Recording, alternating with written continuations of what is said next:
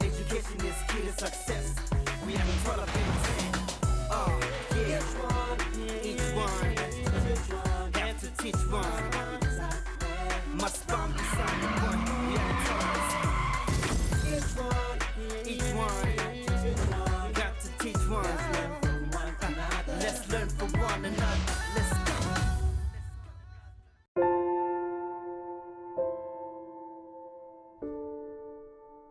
Why me? What wasn't I good enough? You know, what did I do wrong? What wasn't I enough? Also, just why didn't they try? Why do you just throw a child away? Like why don't you want, you know, your child? Why don't they want me?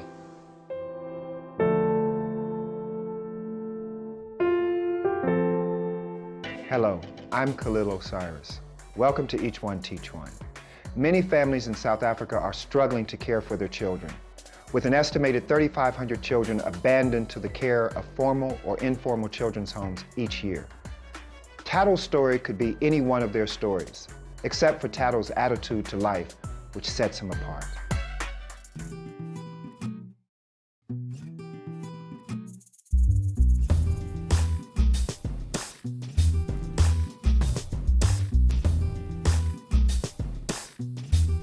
My name is Thato Mompe. Well, my father was a policeman and I wasn't sure what my mother was doing. Yeah, I used to stay with my granny in Nhlapo Katlong. I spent most of my days with my gran. My mom would cry a lot. She always cried. Like that's something she just, you know, it's like I got used to seeing her that way. The weirdest thing about the relationship with my mom and I is the fact that we didn't talk a lot. I wasn't around her a lot. She was almost never around. It was my granny, and if she was around, it was always, you know, there was bad tension. There were still struggles at home. My father was a policeman. He was a very corrupt policeman. So a lot of the time, we would have to jump from house to house to house, you know, just to get shelter for the night and just to stay safe. I can remember, like, people used to come and, like, throw things through our windows or, you know, bash doors and stuff like that. So we were never settled. We never had one place where you could call home. We were always jumping from friend to family.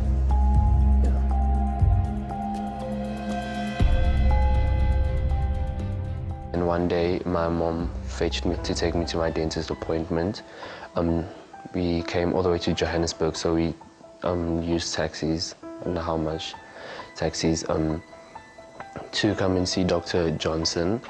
Normally, when we do go to the dentist, she'd sing or, you know, we'd make jokes and stuff like that, but that day was just different. She was very cold. She was isolating herself from me. The only thing that she did do is hold my hand on our way to the dentist.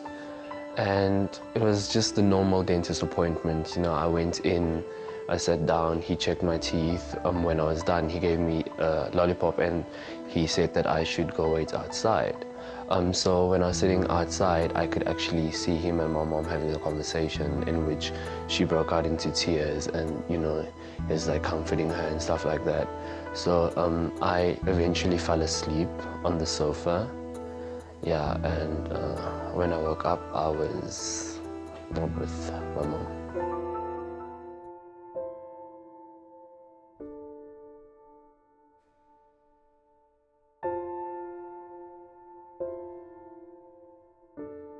I didn't know what had happened. Like, I had no time to make sense of what had happened. All I knew is that my mom wasn't with me, and I was just surrounded with all these people.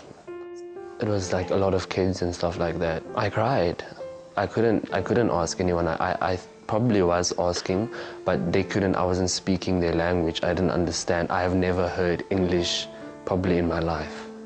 So I didn't know what they were saying, what they were trying to say, why they were touching me, why they were holding me, who they are. I had no idea. I had never been around not just so many people, but so many people of a different color, because they were mostly white people. So it was just something I did not know.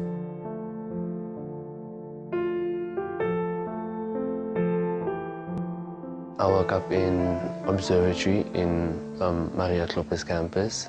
At the time when this happened, I was 4 years old. It was rough.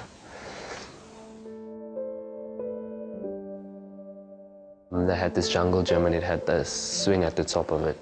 So I just sit there and I would sing lullabies to myself, and I'd actually just wait for my mom. You know, I'd tell myself that she's coming. You just have to wait. So I just wait for her to come, and eventually she'll walk down and get me and we'll leave. That probably went on for like months. Even through primary school, there was still like some belief that, you know, she will come one day. She'll just walk in here and tell me something had happened. And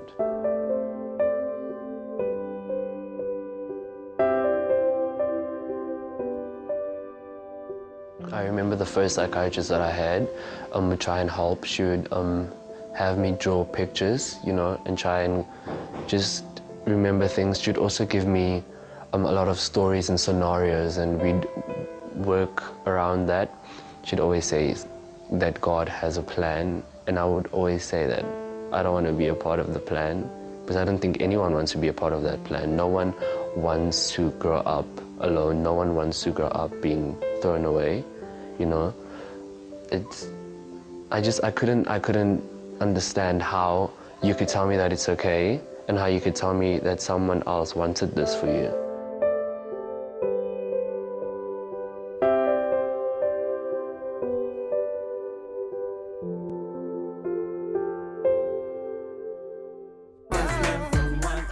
Let's learn from one another. Let's go. Abandonment is a word filled with hurt for everyone involved. Abandoned children will feel anger, guilt, and fear as they make their own way through the world, even if they reunite with their birth family. This journey can be made much more difficult by their classmates unless, like Thato, they find the courage and inner strength to make the best of every opportunity.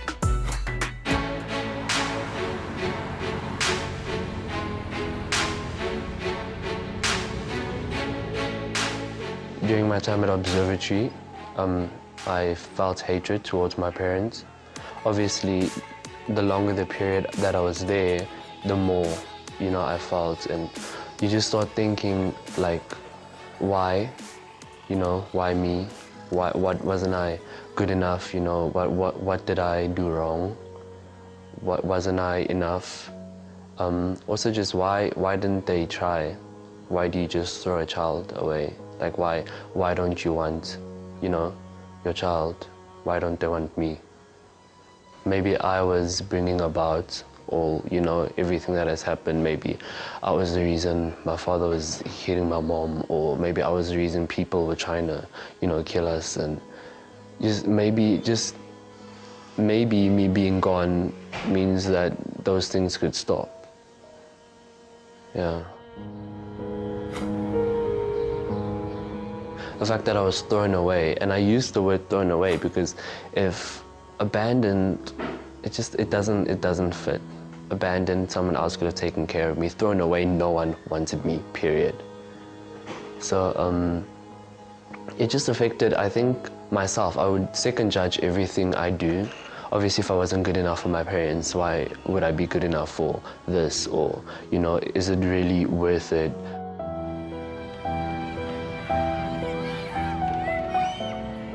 Growing up with so many kids is nice, but at the same time it's not, because you know, there's so many different characters in the house, there's so many different people, like your individualism gets lost in the process, you know. We had a lot of friends, obviously, because you're surrounded by so many different kids, and we'd fight a lot, like a lot.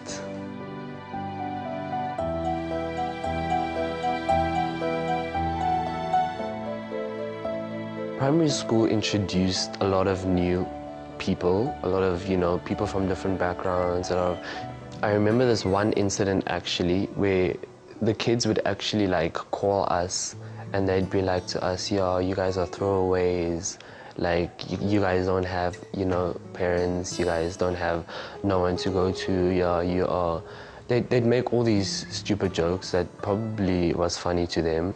Like, for instance, one would be, how do you get orphans in one place? And then they'd be like, you throw a cookie down the passage.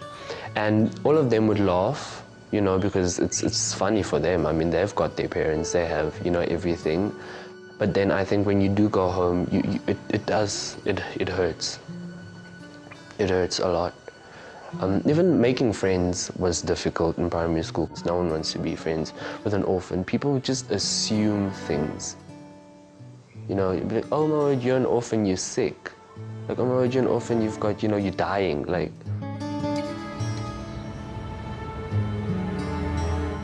yeah, I think the name calling was just that, you know, that icing on top of the cake.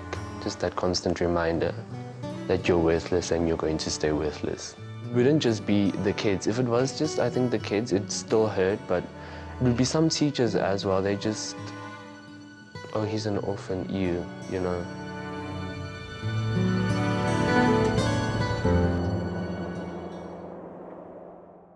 It started changing for me when I couldn't find myself. In Ella, we had to do a project about ourselves. We had to do this whole family tree thing about ourselves and do this whole detailed bio about ourselves, and we had to present that to the class.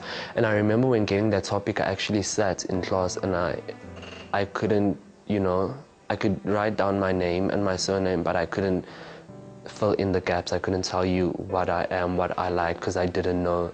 I spent so much of my life trying to fill that up by being, you know, other people, allowing peer pressure to get to me, allowing all these other things to get to me, and hoping to find myself in the process, but obviously just losing myself even more.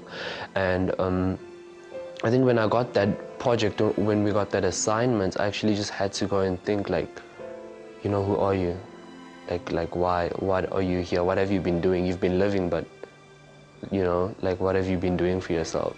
And I think that's just when I started realizing that I need to concentrate. Like, you know, life is, you can't just live and not live, if that makes sense.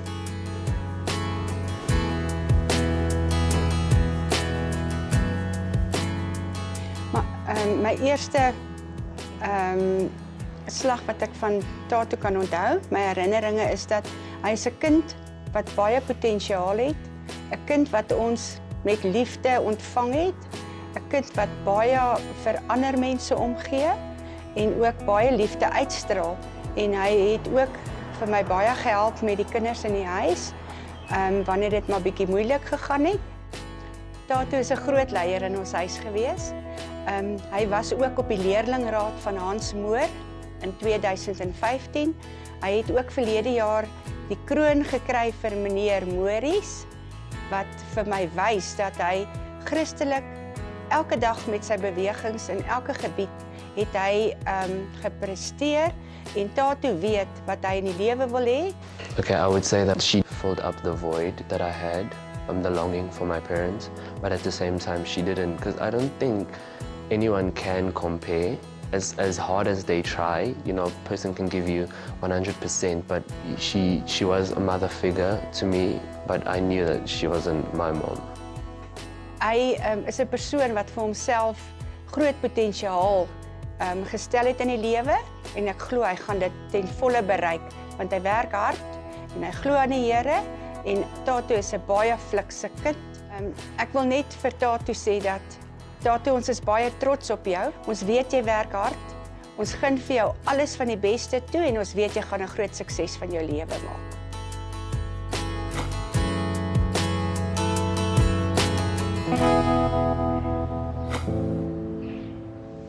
Growing up, I hated my parents for what they've done. I hated them for, like, just, you know, throwing me aside.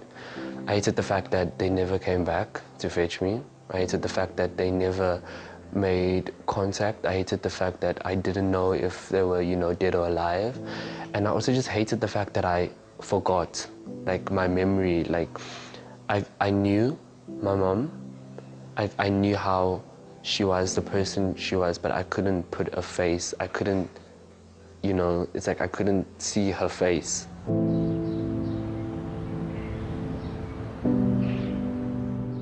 I think now it's just, you know, forgiveness and okay. Like, I think it was the best decision that my mom could have made for me. In the way I see it is that she saw a dream for me, or she saw a life for me that she couldn't give. She saw more for me than she had to offer. So I respect her for wanting more for me.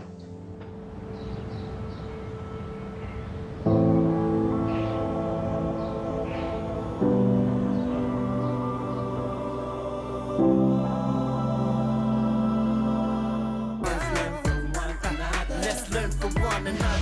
Let's go.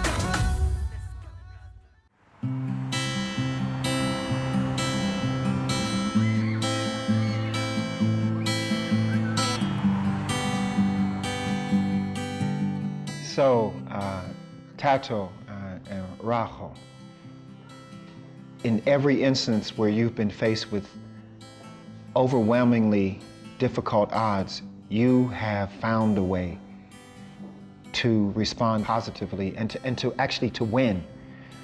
In terms of your life at the moment, where are you? At the moment, I'm currently studying financial accounting at Damlin in Mainland. Yes, so it's a 3-year course. So that's what I'm going to do. After that, I will be doing a gap year in which just to gain more knowledge on the subject itself, and then I'll hopefully do my postgrad. You've already got plans for postgrad. Yes. And Rajo, you have no reason really to be here on the surface of things. To come here and spend your time, your days working with children who, for whatever reason, see themselves oftentimes as victims and disadvantaged and written off and on and on and on. What was your motivation? Well, I've got a passion for children, and I'm a very lovable person, and if he's got a passion to do something, to support him and see that if he sets himself a goal, to reach it at the best of what he can give back to the world. I understand that you said that your mother and your parents, you used the language threw you away. I always used to think that the difference between thrown away and the term abandon is abandon. Someone else could have still, you know, taken you in, or, you know, taken you from your parents into other family and stuff like that. But at the time, thrown away was just like, you know, there you are, it's done, it's all ends are tied, it's finished. Instead of being thrown away, why don't you feel that you were selected? Why don't you feel that you were actually chosen by life? The whole thing within itself was overwhelming because I was a child of, you know, I spoke a different language to everyone else, so no one understood me. I couldn't speak a word of, you know, English. Nothing. Nothing. But so in the beginning, did you feel like a victim? Yes. And if you had to say what is it that started to pull you up out of that space? Everyone has a challenge, everyone goes through something, and the victim card can only get you that far. You can only live off people's pity for a certain amount of time until you have to, you know, do something else. You need to be there for yourself. You need to get to a point where you can pick yourself up. I understand that in as much as you felt very early on that you were thrown away, that you actually have met your mother and grandmother since that time. What was that experience like? My thing when I met my mom and my gran, I wanted to, obviously, you have all these questions that you've been having for all these years, so you want to know, you know, everything. And I think I kind of almost played out a scenario as to how it would play out, you know, what I would ask and the questions that you'd receive. You'd have this little idea, and then obviously when it happens, it's not what you're expecting. So it was just anger and everything boiled up together. And at the end of the day, what I found out is that my mother she wanted a better life for me, you know. She saw more for me than she wanted more for me than she could offer. She saw more for me than she could have given me. So instead of going back and being, you know, like angry and, you know, hating, I could thank her for the opportunities that she's given me. In many ways, what I hear you saying is that, in fact, as much as you, in your immaturity, considered yourself thrown away, that your mother, in some ways, was correct. That there was more opportunity. That there was more of a chance for you to be nurtured in a way that would grow you into the young man that you've become, and the exceptional human being that you always were. Do you think it's possible for every child? Do you think it works with every child? Yes, I think with the right seeing in the life and with the right support and love, each and every one of these children can reach high. It also just, I think it depends on you as a person. I always say that you can take two twin brothers and put them through school, give them the same education. One can grow up to be a doctor and the other one could like drop out. You need to want it for yourself. You need to want more for yourself. You need to want to do better for yourself. You know, you can be spoon-fed and have everything in life. If you don't want it at the end of the day, then you might as well just go to sleep. What is that thing about you that made you want it? I think I appreciated what people have done for me. I looked back at what my life could have been in different scenarios and what it is. And, you know, I took the time to go back and actually see that the people that have done all this for me had families of their own. They had their own lives that they gave up to raise me, to nurture me, to make sure that I have everything I need in order for me to succeed. And for me to throw that all away or throw it back in their face is just, you know, it's not the most disrespectful thing I feel that a person can do. And then also what I always say to them is never look back. Forget about your past. Look forward and try to gain and set yourself a goal and see if you can do it by yourself. I think as people, we tend to always look for someone. We're always, you know, looking out for someone in society. You know, we need to start becoming the people we want to see in the world. You need to start, because only you know who you want to see. Only you know the kind of person you're looking for. And the only way we're going to find them is if we start being that. One of my intellectual mentors is a guy whose name was Viktor Frankl, and he was a Holocaust survivor. And one of the things that he would always say is that more important than what happens to you is how you respond to it. You found a way to turn the pain into an opportunity for triumph. And I'm so proud of you, young man. I'm so proud of you. And I'm honored for this interview, and thank you for the love that you committed to giving when it was not expected. Thank you.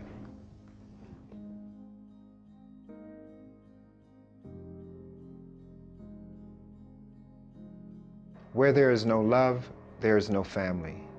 Even if there is a mother, a father, and siblings all living under the same roof. At the Abraham Craw home, Thato found the love he needed to create a family, empowering him to move beyond being a victim and to become the victor of his own life. I'm Khalil Osiris. This is Each One Teach One, and until we meet again, stay in the light.